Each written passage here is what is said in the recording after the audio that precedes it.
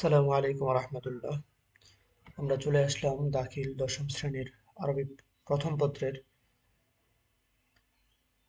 দ্বিতীয় অধ্যায়ের তৃতীয় পাঠ আর রিফক বিল হায়াওয়ানের আলোচনায়। আর রিফক বিল হায়াওয়ান এই কবিতা সম্পর্কে আমরা আলোচনা করব। এর আগে একটা প্রশ্নের উত্তর, সেটা হচ্ছে যে শুধু প্রথম পত্রের ক্লাসই পাওয়া যাচ্ছে ঘন ঘন, দ্বিতীয় পত্রের ক্লাস কেন পাওয়া যাচ্ছে না? বিষয়টা হলো, প্রথম পত্র যেভাবে কিতাবে আছে, কিতাব থেকে পড়ানো যায়, ওই প্রস্তুতির প্রয়োজন পড়ে না বা পূর্বে সময় দেওয়ার প্রয়োজন পড়ে না। দ্বিতীয় পত্রের বিষয়টা এমন না, দ্বিতীয় পত্র তো বই থেকে পড়ানো যায় না। এর জন্য পূর্বে আমাদেরকে কিছু লেখালেখি করতে হয়, তারপরে পিডিএফ তৈরি করতে হয়। এই কারণে সেটা সময় নিয়ে করতে হয়, কিন্তু প্রথম পত্রের জন্য ওইভাবে সময় নিতে হয় না। যার কারণে আমরা চাইলে যে কোনো মুহূর্তে প্রথম পত্রের ক্লাসটা নিতে পারি, প্রথম পত্রের ক্লাসটাই বেশি হয়। ইনশাল্লাহ আস্তে আস্তে বা একটু সময় নিয়ে নিয়ে দ্বিতীয় পত্রের ক্লাসগুলো পাওয়া যাবে। সে পর্যন্ত আমরা একটু ধৈর্য ধরি। চলো তাহলে আমরা দেখি যে কি আছে আর রিফকু বিল হায়াওয়ান এই প্রবন্ধে।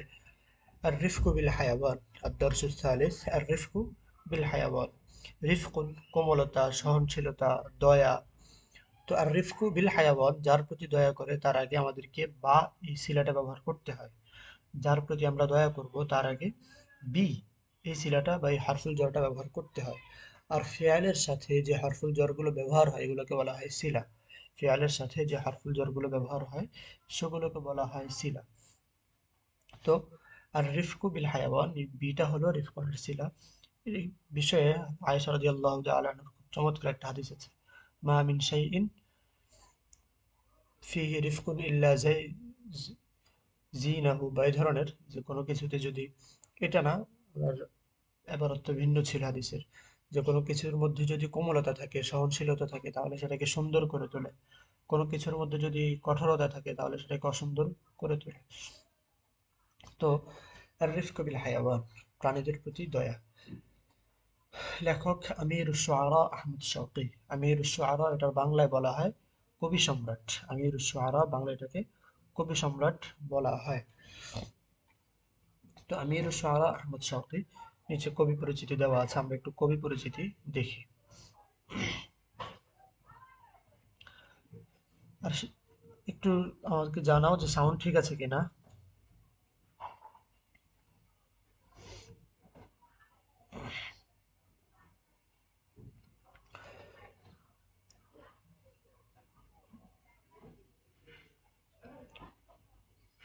আচ্ছা, আমির শুআরা আহমদ শওকী, নিচে আমরা পড়ছি ওনার জীবনী যেটা দেওয়া আছে, পরীক্ষা আসে। ولد في القاهرة عام 1868। ولد في القاهرة কায়রোয় জন্মগ্রহণ করেন عام 1868 আলফিন 1868 সনে। ফি উসরাতিন গানিয়াতিন, একটি ধনী পরিবারে। তালাক্কা তালিমাহু বিল মাদ্রাসাতিল ইবতিদাইয়্যাতি, লেখাগুলো অস্পষ্ট। তিনি মাদ্রাসাতুল ইবতিদায় তার লেখাপড়া শুরু করেন। তালাক্কা তালিমাহু, শিক্ষা জীবন শুরু করেন। সুম্মা সানাউইয়্যা, তারপর সানাউইয়্যা মানে মাধ্যমিক স্তর। সুম্মা ইলতাহাকা বিমাদ্রাসাতিল হুকুক, তারপর তিনি সরকারি বিদ্যালয়ে যুক্ত হন। হয়তো এটা নামও হতে পারে। ওয়াবাদা আন দারাসা বিহা আমাইনি, তিনি 2 বছর সেখানে পড়াশোনার পর হাসলা শাহাদাতান নিহাইয়াতা ফিত তুরজামাতি হাত্তা আয়্যানাহুল, বোঝা যাচ্ছে না, ফি খাসাতিহি খাদুবি মনে হয়, যে তিনি তাকে তার বিশেষ ব্যক্তি হিসেবে নির্বাচিত করেন। ثم أوفده بعد عام لدراسة الحقوق في فرنسا, তারপর 1 বছর পর তাকে মাদ্রাসাতুল হুকুক, এটা অন্য কিছু হতে পারে, যে আইন বিষয়ক প্রতিষ্ঠান বা এই ধরনের। আচ্ছা, একটু পরে এটা বলছি। حيث أقام فيها 3 أعوام, সেখানে তিনি 3 বছর অবস্থান করেন। وحصل بعدها على الشهادة النهائية, চূড়ান্ত সার্টিফিকেট অর্জন করেন। خلال 4 سنوات, 4 বছর, 4 বছরের মধ্যে। ثم أمره الخديوي, একজনের নাম হতো, أن يبقى في فارس, প্যারিসে থাকতে বলেন। 6 أشهر أخرى, আরো 6 মাস তাকে সেখানে থাকতে বলেন।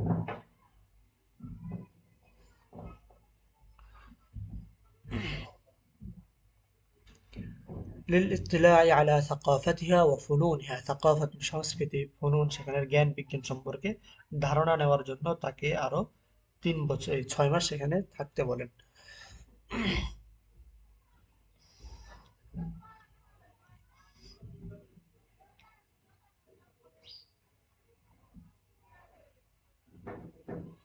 দিরাসাতুল হুকুক মানে হচ্ছে উম,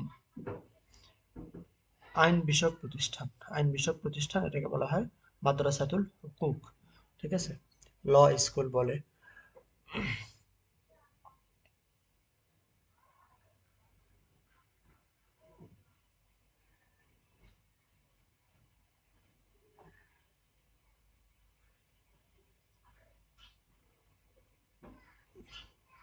আচ্ছা, عاد شوقي إلى مصر أوائل سنة 1894 1894 তিনি মিশরে ফিরে আসেন।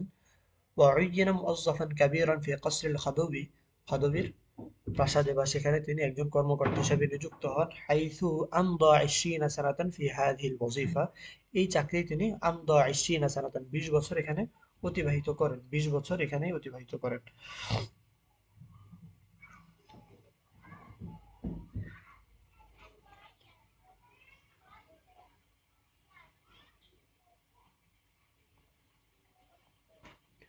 وأصبح الشاعر بذلك شاعر القصر এর মাধ্যমে ও যে কসর খদবের প্রাসাদে ছিলেন সেখান থেকেই তিনি শায়রুল কসর নামে প্রসিদ্ধ হন।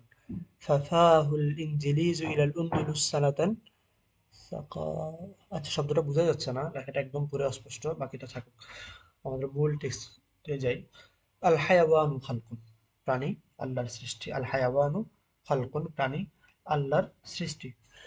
লাহু আলাইকা হাক্কুন, লাহু মানে তার রয়েছে, হাক্কুন হক, আলাইকা তোমার উপর, লাহু আলাইকা হাক্কুন তোমার উপর তার হক রয়েছে, তোমার উপর তার হক রয়েছে।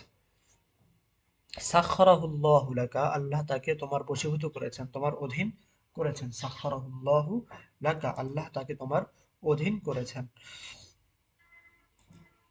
ওয়ালিল ইবাদি ক্বাবলাক, এবং তোমার পূর্ববর্তী বান্দাদের জন্য। আবদুন ইবাদুন, আবদুন ইবাদুন, ওয়ালিল ইবাদি ক্বাবলাক, তোমার পূর্ববর্তী বান্দাদের বশীভূত তিনি করেছেন।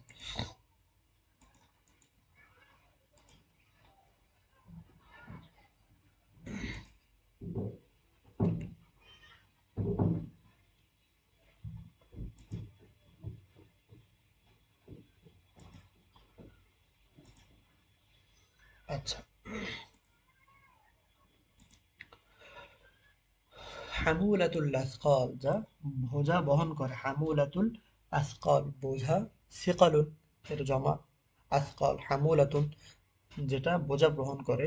অমুরদিউল আতফাল, তিফলুন আতফালুন, এবং শিশুদেরকে দুধ পান করায়, শিশুদেরকে দুধ পান করায়। পিডিএফ একটু সমস্যা হয়ে গেল মাঝখানে, অন্য একটা পিডিএফ চলে আসলো।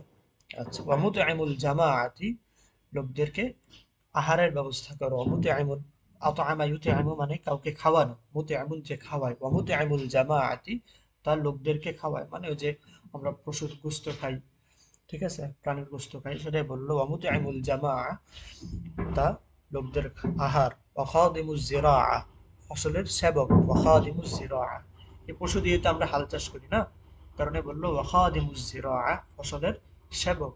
মিন হাক্কিহি আন ইউরফাকা, তার হক হচ্ছে যে তার প্রতি দয়া করা হবে।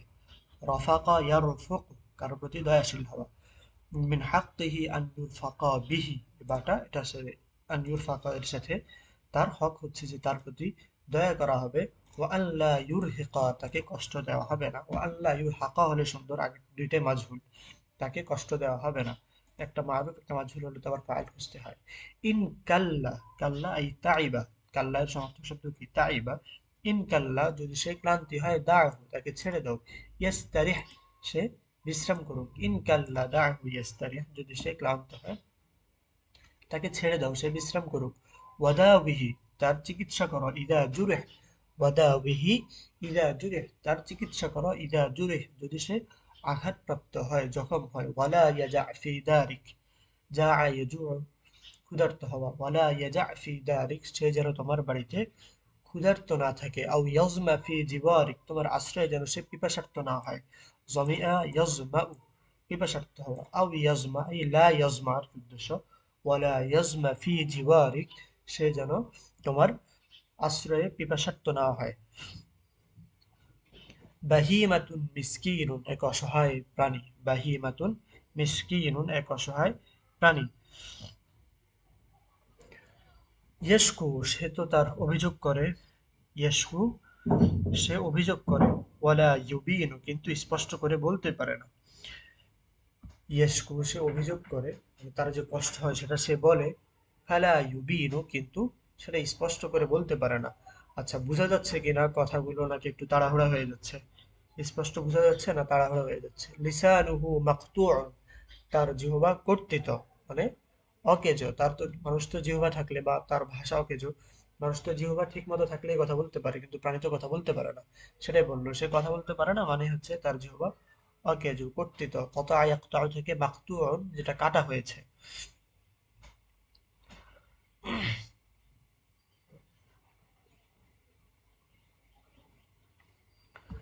ওয়ামা লাহু দুমুআন তার কোনো অশ্রু নেই। দামউন দুমুআন, দামউনের জমা দুমুআন, দামউন দুমুআন কত আয়াক্তাউ থেকে ইসমুল মাফউল মাকতুউন। ঠিক আছে, লিসানুহু মাকতুউন তার জিহ্বা কর্তিত, ওয়ামা লাহু দুমুউন তার কোনো অশ্রু নেই, ওয়ামা লাহু দুমুউন তার কোনো অশ্রু নেই। আচ্ছা, শব্দার্থগুলো তো নিচে দেওয়া আছে, ব্যাকরণ কোনো বিষয় আছে কিনা এখানে। হাতি মুরাদিফ আল আতফাল, মুরাদিফ আল কালিমাত। আচ্ছা ঠিক আছে, আজকে পর্যন্ত। পরবর্তীতে আমরা তৃতীয় অধ্যায়ে যাব, আল আদলু ওয়াল ইনসাফ, এই প্রবন্ধটা দেখব। ঠিক আছে। سبحانك اللهم وبحمدك أشهد أن لا إله إلا أنت أستغفرك وأتوب إليك. السلام عليكم ورحمة الله.